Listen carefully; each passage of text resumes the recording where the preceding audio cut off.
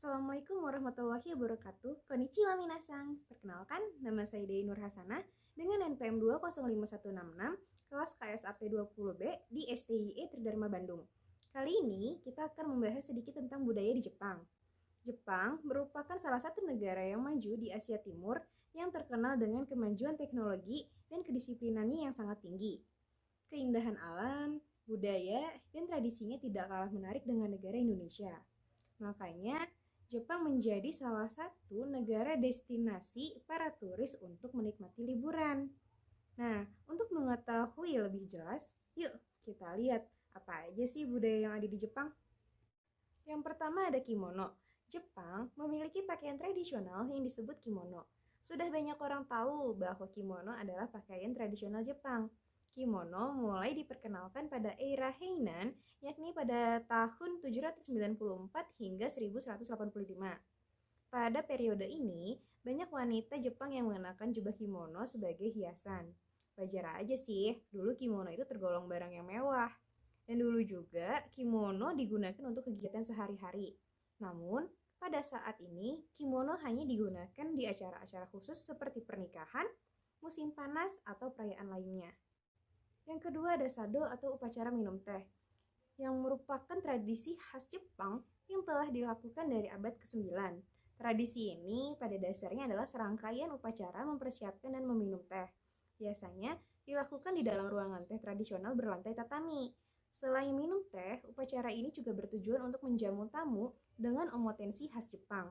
Nihon Koki, salah satu teks penting bersejarah Jepang, menceritakan tentang seorang biksu Buddha yang bernama Eichu yang setelah kembali dari Cina menyajikan sencha kepada kaisar dengan serangkaian cara yang kini dikenal dengan sado. Nah, meski pada saat awal kemunculannya menggunakan teh jenis sencha, kini orang-orang lebih sering menggunakan jenis matcha. Upacara minum teh ini bukan sekadar upacara minum teh biasa, karena diperlukan pemahaman tentang filosofi wabi-sabi. Mereka yang belum pernah melakukan upacara ini juga biasanya dibimbing oleh seorang instruktur resmi untuk memastikan langkah-langkah yang dilakukannya sudah benar. Yang ketiga ada Matsuri atau festival.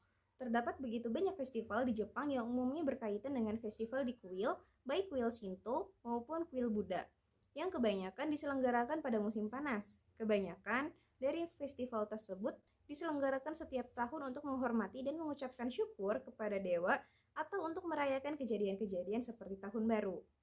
Musim festival seperti pada musim gugur dan musim panas juga merupakan saat di mana turis mancanegara paling banyak mengunjungi Jepang. Matsuri tidak dapat dipisahkan dengan adanya mikoshi, sebuah kendaraan miniatur kuil portable yang diarak keliling area pada saat festival. Mikoshi dipercaya merupakan kendaraan yang di atasnya ditempati oleh dewa. Para pemanggul mikoshi dapat menggunakan kostum yang disebut hanten atau hapi. Mereka akan berjalan mengelilingi area yang telah ditentukan sambil memanggul mikoshi di pundaknya. Ritual ini dipercaya akan menyerap hal buruk, menyucikan, dan menjawab doa-doa orang yang menginginkan panen.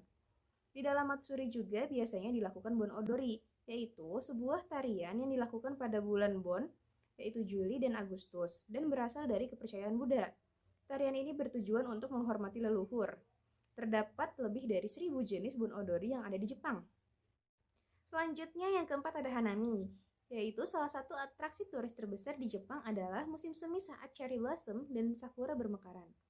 Hal ini telah berhasil menarik turis dari berbagai negara untuk mengunjungi Jepang hanya untuk melihat secara langsung bunga bermekaran. Kata Hanami sendiri berasal dari bahasa Jepang yang artinya melihat bunga. Namun, tradisi ini secara spesifik berarti melihat bunga cherry blossom. Kenapa? Karena cherry blossom disimbolkan sebagai pertanda datangnya musim semi, pergantian waktu, dan pergantian alami kehidupan. Bunga cherry blossom hanya akan bersemi dan bermekar selama 2 minggu, dan setelahnya mereka akan berguguran. Hal ini memiliki filosofi bahwa hidup sangatlah cepat. Untuk itu, masyarakat Jepang menggunakan momen tersebut untuk merefleksikan hidup mereka sembari memandangi bunga yang bermekaran. Selanjutnya yang kelima ada kabuki. Kabuki merupakan salah satu kebudayaan Jepang yang termasuk jenis seni teater karena memiliki unsur cerita yang dipadukan dengan seni tari dan musik. Nah, para pemainnya mengenakan kostum mencolok dan sangat mewah. Make up-nya terbilang dramatis untuk menonjolkan sifat dan karakter tokoh. Kabuki yang pada era modern diperankan oleh pria dewasa secara keseluruhan. Namun, pada awal mulanya, seni ini diciptakan oleh perempuan bersama Izumo no Okuni. Ia merupakan seorang pendeta Shinto yang mulai memainkan kabuki di awal tahun 1600-an di berbagai lokasi sekitar Kyoto.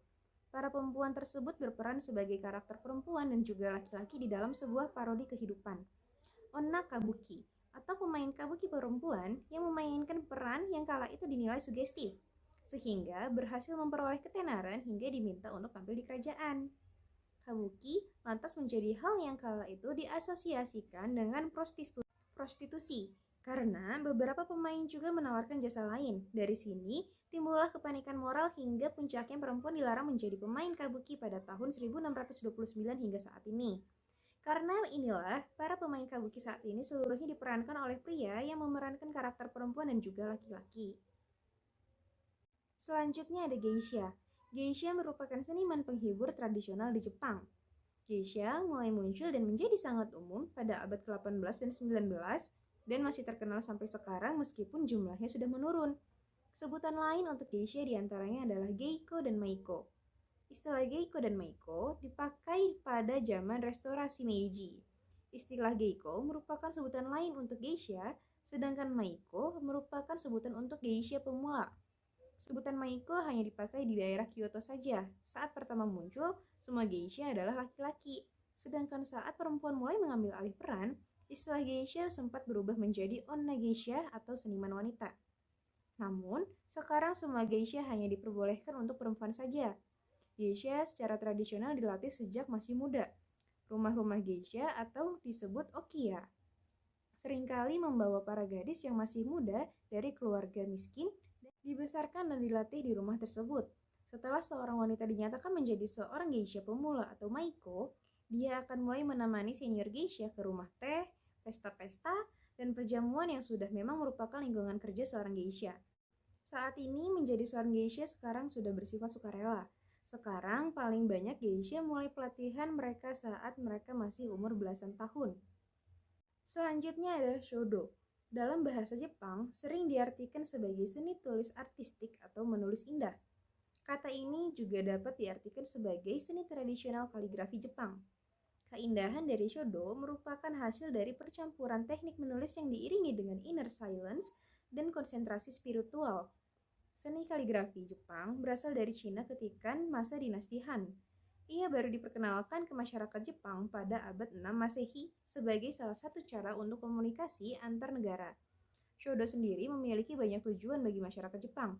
Selain sebagai bentuk kesenian, ia juga dijadikan sebagai salah satu cara komunikasi dan pengalaman nilai-nilai Zen, yaitu harmoni dan kebijakan. Kesenian ini diturunkan dari generasi ke generasi dan menekankan keindahan serta keseimbangan dalam menulis. Kaligrafi Jepang menggabungkan antara puisi, literatur, dan lukisan. Pembuatnya juga harus menggabungkan antara ritme, emosi, dan estetika, sehingga menjadi sebuah bentuk kesenian. Shodo merupakan salah satu aspek penting dalam kebudayaan Jepang. Seni menulis kaligrafi ini bahkan diajarkan kepada anak-anak sedari mereka berada di sekolah dasar. Selanjutnya ada ikebana, yaitu kesenian merangkai bunga yang berasal dari negara Jepang. Bunga memiliki kehormatan dalam kebudayaan Jepang, karena bunga dianggap sebagai tempat bersemayamnya Tuhan Sang Pencipta. Bunga dirangkai dalam bentuk tertentu dan diletakkan di altar utama. Awalnya dalam pembuatan bunga sangatlah sederhana. Namun, saat ini pembuatan bunga semakin sulit dan kompleks dan dibutuhkan pembelajaran keahlian dalam pembuatannya. Selanjutnya ada tako, yaitu kesenian layang-layang yang sudah ada sejak zaman periode Nara. Desain layang-layang dari negeri ini cukup unik dan sangat mudah dibedakan dengan desain layang-layang dari negara atau wilayah lain. Mainan ini dianggap berbahaya karena talinya bisa bersentuhan mengganggu aliran kabel dan listrik yang bisa berakibat fatal bagi pelaku dan orang lain. Layang-layang hanya bisa dijumpai di event khusus dan dalam festival budaya saja yang mau tidak mau mereka harus hadirkan. Selanjutnya ada kendo dan judo. Kendo adalah olahraga bermain pedang bambu, sedangkan judo adalah nama dari olahraga bela diri di Jepang. Kata do yang terdapat pada akhiran kedua kata di atas mempunyai arti yang sama yaitu jalan. dan kalau ditulis dengan huruf kanji mempunyai lambang jalan. Peralatan yang digunakan pada kendo yaitu seragam yang dikenal dengan nama kendogi dan hakama, pedang dari bambu yang bernama shinai, pelindung kepala atau meang, pelindung badan atau do, pelindung tangan atau kote, pelindung paha atau tare. Selanjutnya ada sumo, yaitu olahraga gulat tradisional khas Jepang yang masih secara luas dipraktikkan oleh masyarakatnya. Sumo modern berkembang pada periode Edo dan semenjak itu tidak dilakukan perubahan yang signifikan. Olahraga ini pertama kali muncul pada zaman Jepang kuno sebagai salah satu pertunjukan yang bertujuan untuk menghibur dewa pada ajaran Shinto.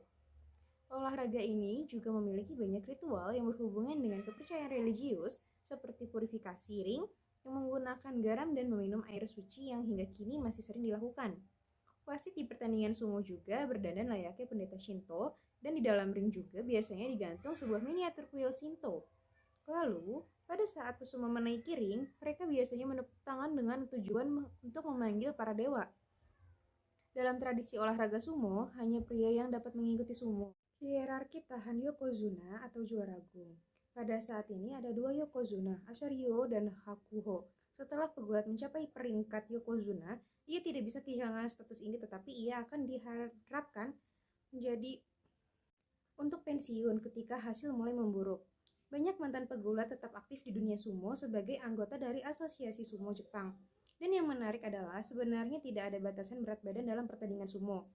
Pesumo bisa saja melawan orang yang lebih besar atau lebih kecil dari berat badannya. Untuk itu, para pesumo biasanya sengaja menaikkan berat badan mereka agar dapat menambah kekuatan. Nah, itulah beberapa budaya di Jepang yang cukup terkenal. Bagaimana? Menarik kan? Jadi pengen liburan ke Jepang deh. Sebenarnya masih banyak lagi budaya Jepang yang menarik, tapi kalau disebutin satu-satu bakal jadi panjang banget videonya. Jadi sampai sini dulu ya kita mengetahui tentang budaya Jepang. Semoga suatu saat nanti kita bisa liburan ke Jepang, melihat dan merasakan suasana di Jepang secara langsung. Wassalamualaikum